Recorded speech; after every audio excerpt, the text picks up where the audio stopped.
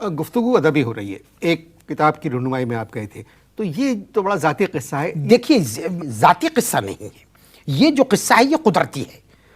اب خیر جب ہم غسل خانے میں تھے اس دوران وصال میں ہجر آ چکی تھی، پریس سے آ گئی تھی۔ جی ہاں۔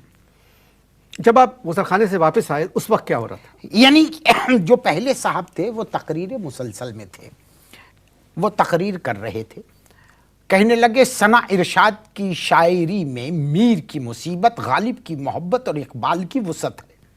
یہ سنتے ہی ہم دوبارہ غسل خانے واپس چلے گئے۔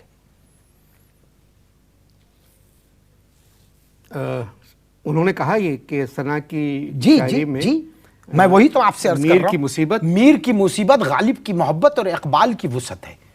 میں تو واپس غسل خانے چلا گیا۔ خیر صاحب جب دوبارہ غسل خانے سے میری واپسی ہوئی تو وہ جو حضرت میرے ساتھ تشریف لائے تھے تقریباً، جن کی یعنی جیب سے جنہوں نے مڑا توڑا جو کاغذ نکالا تھا جس پہ وہ اسلام آباد کی جگہ پر جرمنی لکھ رہے تھے، وہ صاحب پڑھ رہے تھے، یعنی بغیر وصال میں ہجر پڑھے ہوئے تقریر کرتے ہوئے فرما رہے ہیں کہ ثنا ارشاد کی شاعری جو ہے ایسی ہے کہ بغیر پڑھے ہوئے بھی لگتا ہے کہ پڑھی ہوئی ہے۔ کہنے لگے کہ صاحب یہ جرمنی سے تشریف لائی ہیں اور یقین کیجئے کہ ان کی وجہ سے 10-15 جرمنز جو ہیں انہوں نے اردو سیکھنا شروع کر دی ہے۔ کہنے لگی آپ نے خواتین کی شاعری کو ایک نئی جہت عطا کی ہے۔ کہنے لگی کہ فیض احمد فیض کے دنیا سے چلے جانے کے بعد جو خلا رہ گیا تھا اس خلا کو ثنا ارشاد نے پر کیا ہے۔ یہ سنتے ہی میں بلا ضرورت جو ہے غسل خانے کی طرف روانہ ہو گیا۔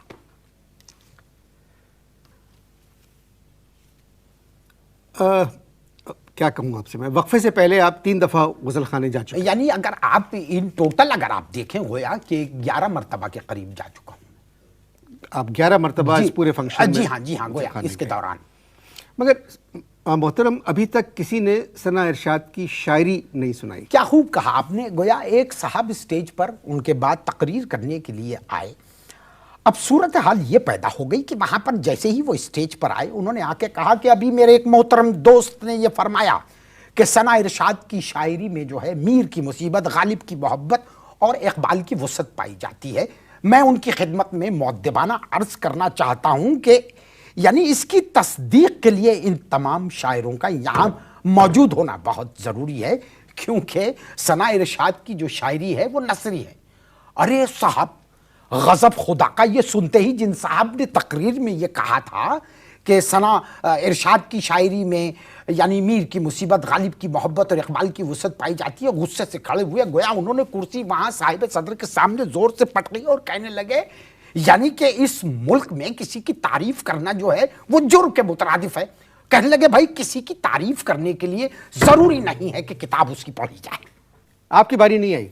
میں نے صاحب میز پر رکھی ہوئی کتاب جو ہے وصال میں ہجر اٹھائی اور جب میں نے پہلی نظم پڑھی تو میں پھر غسل خانے چلا گیا۔ وہ نظم میں آپ کے لیے لے کر آیا ہوں۔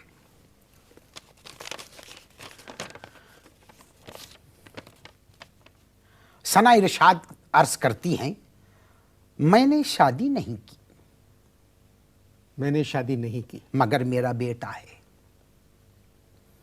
میں نے شادی نہیں کی مگر میرا بیٹا ہے، یہ بیٹا امانت ہے کسی خیانت کی، یہ بیٹا شجاعت ہے ایک شکست کی، یہ بیٹا آدھا مسلم آدھا جرمن، جس پر وارا میں نے اپنا من اپنا تن اپنا دن، یہ تھا میرا بھولا پن، میں سچی تھی وہ جھوٹا تھا، یا وہ میرا بچپن تھا، وہ جرمن تھا وہ جرمن تھا وہ جرمن تھا وہ جرمن تھا۔